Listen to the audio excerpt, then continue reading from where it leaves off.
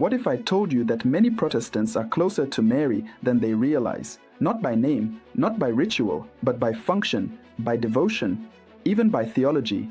You've probably heard Catholics accused of worshipping Mary.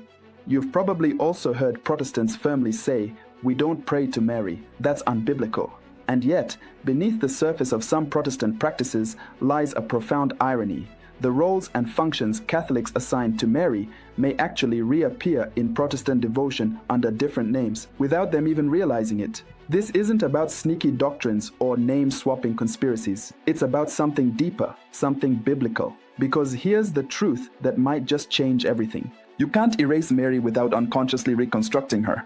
The early church didn't invent Marian devotion out of thin air. They found her in the Bible, in prophecy, in typology, and they honored her because of her relationship to Christ. So if you're trying to preserve a full biblical picture of Jesus, you might find yourself rebuilding the very Marian roles you thought you rejected. Sound shocking? It should, but stick with me.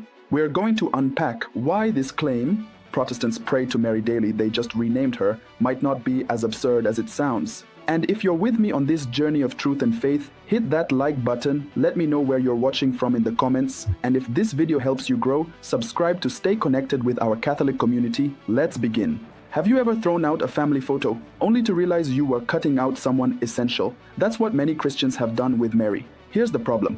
Protestant theology rightly seeks to protect the primacy of Christ.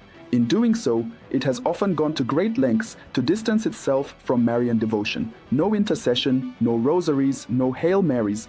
The rationale? Only Jesus mediates, only God is worshipped. But here's where it gets complicated. When you remove someone as central to salvation history as Mary, from liturgy, prayer, and theology, something strange happens. You start looking for her in other places. You start treating the church like your mother. You ask the Holy Spirit for the kind of help the early church often attributed to Mary. You describe Scripture as your ark. You speak of spiritual warfare in terms that echo the imagery of Mary in Revelation 12. It's not that Protestants consciously pray to Mary under a new name, of course not. But in trying to preserve a whole gospel without her, they often, unintentionally, rebuild the Marian roles through different theological constructs. Why does this matter? Because it means that Mary isn't just a Catholic ornament. She's not spiritual extra credit. She's so deeply woven into the fabric of biblical salvation history that even when people try to remove her, they find themselves reenacting her role anyway. This should awaken us to something powerful. Mary's place in the church is not merely devotional, it's theological and biblical. Let's see how. Imagine you're reading the Bible for the first time, with no prior traditions. You come across a young woman who says yes to God and becomes the vessel through whom Christ enters the world. She is greeted by an angel. The Holy Spirit overshadows her. She bears God Himself. She intercedes at the first miracle. She stands at the foot of the cross. She's in the upper room at Pentecost. Would you say she's spiritually insignificant? Or would you pause and ask, what's God trying to show me through her? Let's take a biblical journey. In Luke 1, the angel Gabriel greets Mary with the words, "Hail, full of grace, the Lord is with you." Luke 1:28. This phrase has always stood out. The Greek word kecharitomene implies a fullness of grace given before the moment of greeting. This is the scriptural foundation for her immaculate conception, something many Protestants have never heard explained this way. In Revelation 12, we see a woman clothed with the sun, with the moon under her feet, and on her head a crown of 12 stars. Revelation 12:1. She gives birth to a male child destined to rule the nations. Sound familiar? That's Mary, portrayed not just as a historical figure, but as a cosmic one. Saint Irenaeus, writing in the 2nd century, described Mary as the new Eve, saying, "The knot of Eve's disobedience was loosed by the obedience of Mary." Saint Irenaeus Against Heresies, Book 3.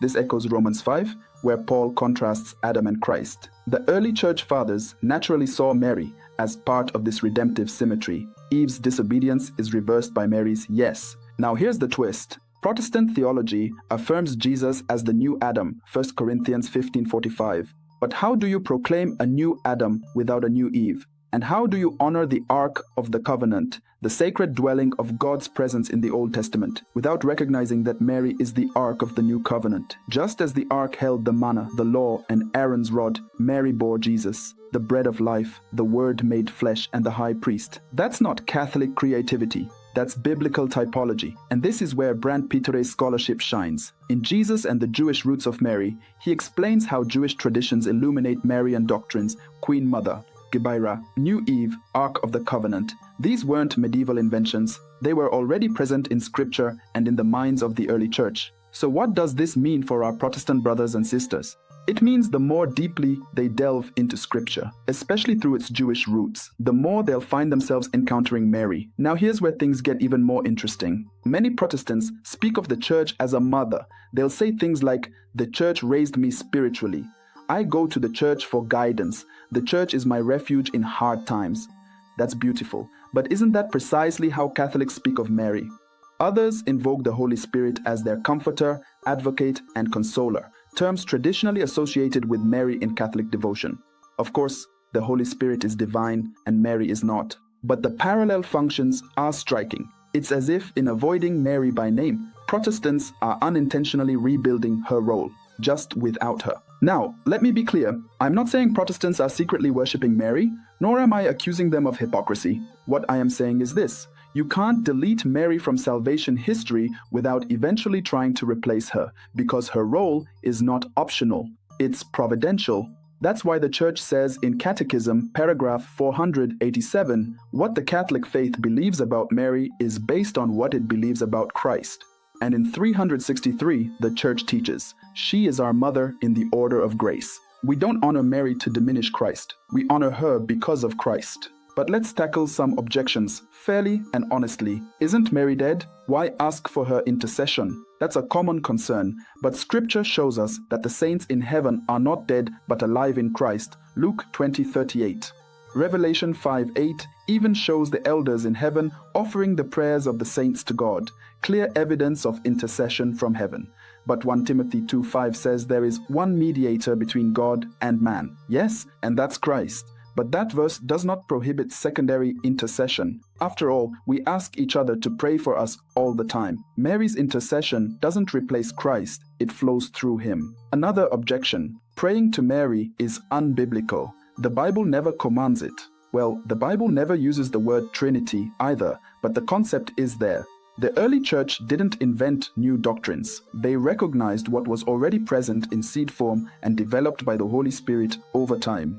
And remember, Catholic teaching does not worship Mary. That would be heresy. Instead, the Church distinguishes between latria, worship due to God alone, and dulia, honor due to saints, with hyperdulia, special honor, reserved for Mary due to her unique role. Now, how do we live this truth? Start small.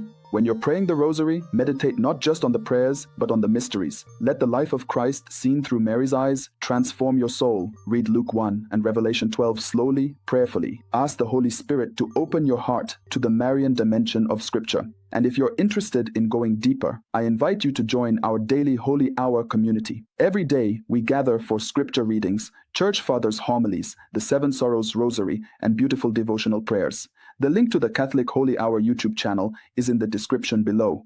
Also, consider donating to help me put up a team and tools that will help me continue making these kinds of videos. Because the more you walk with Mary, the more you walk with Christ. So what can we take away from all this? First, Mary's presence in the Bible is not marginal, it's monumental. From Genesis to Revelation, she stands as the woman who cooperates with God's plan and brings us closer to Christ. Second, Protestants don't pray to Mary by name, but may unknowingly reflect her roles. This isn't a critique, it's an invitation to rediscover the biblical woman who said yes to God and became the first disciple. And third, we honor Mary not to replace Jesus, but to magnify him. As Mary herself says in Luke 1:46, "My soul magnifies the Lord." If you've never prayed with Mary before, start today. Ask her to help you love Jesus better. Ask her to intercede for you as a mother. Open your heart to the fullness of the gospel. And if you're Protestant and curious about Catholicism, I want you to know, Mary isn't a barrier, she's a bridge that always leads to Jesus. Let's walk that bridge together. If this video helped clarify or deepen your faith, please give it a thumbs up. Share it with someone you know who may have questions about Mary.